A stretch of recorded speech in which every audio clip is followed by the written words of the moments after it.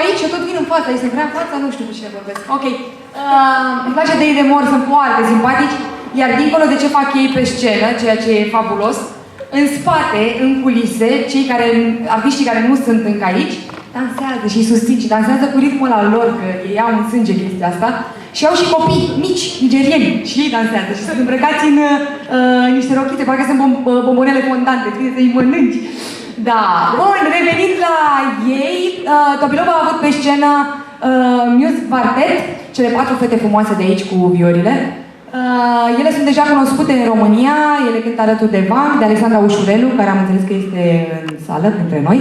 O salut, nu o văd, dar o salut. Cătălin Ciuculescu. Cătălin Ciuculescu este un artist pe care îl voi invita foarte repede în scenă, dar o să spun 2 vorbe despre el. Înainte l-am întrebat ce ai vrea să spun eu despre tine. Și el mi-a spus, spune despre muzica mea, spune-le că eu fac muzică pentru suflet. El a venit în Oltenia cu frații lui și cu verișorul lui, deci cu familia, și cântă și m-a mai rugat să vă spun că și-ar dori tare mult ca muzica pe care el o face să ne facă să privim mai des în sus, spre cer, lucru pe care am uitat să-l mai facem. Cătălin Ciuculescu, haide în scenă! Mulțumim!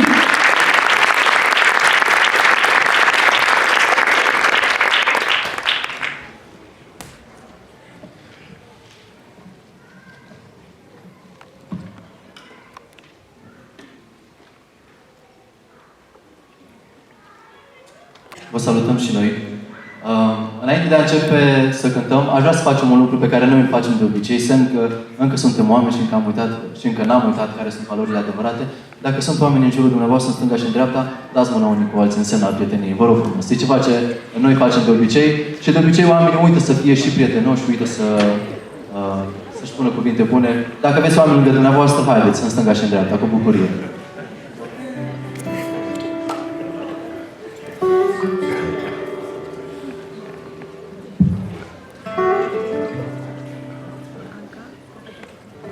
Despre cea mai frumoasă zi.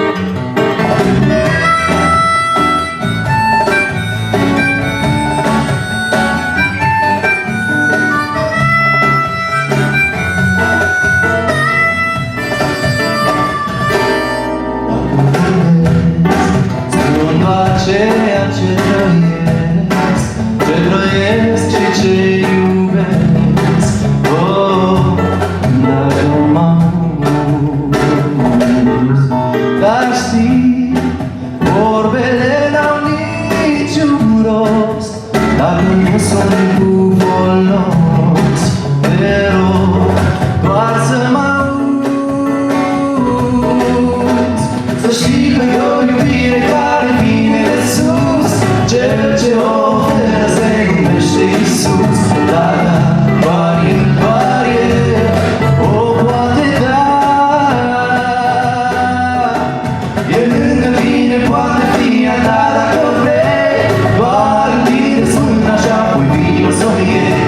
Da, da, doar El o poate da.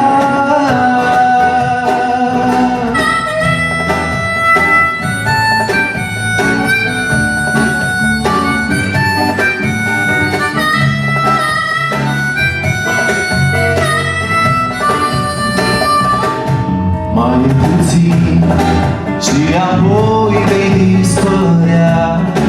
Ce rămâne în urma ta, oh, e ce-ai fost.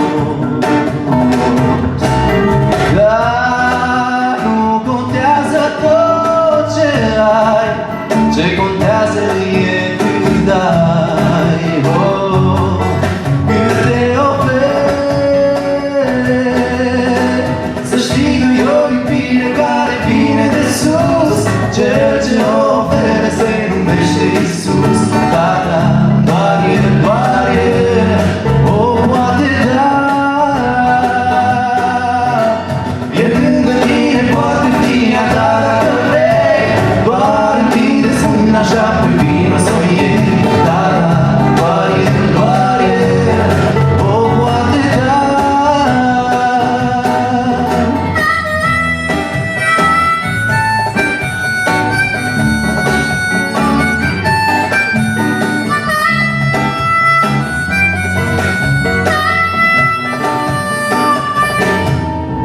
Să știi, viața e mai mult de atât. Nu-i legată de pământ, oh, așa cum crezi. Dar leagă-ți inima de cer și-ai să fii cu Dumnezeu, oh, fără sfârșit. Să știi că e o iubire care vine de sus. Cel ce o oferă se numește Iisus. Da, da, doar El o poate da. E lângă tine, poate fi a ta dacă vrei. Doar întinde-ți mâna și apoi vino să o iei. Da, da, doar El o poate da.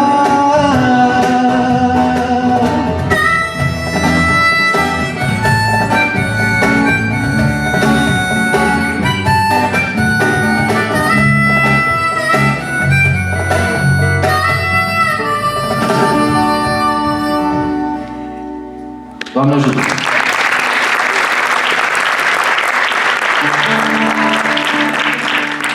Despre speranță și despre viața adevărată.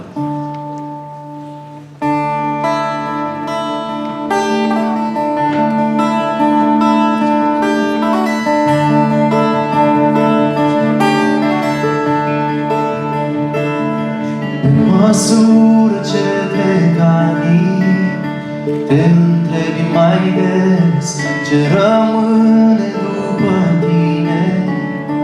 Dacă ar fi să pleci înspre viața ce-o să vină, întuneric sau lumină, tu alegi, tu alegi. Poate ești de mult pe lume, poate ești mai mic, poate crezi că știi prea multe, dar nu știi nimic dacă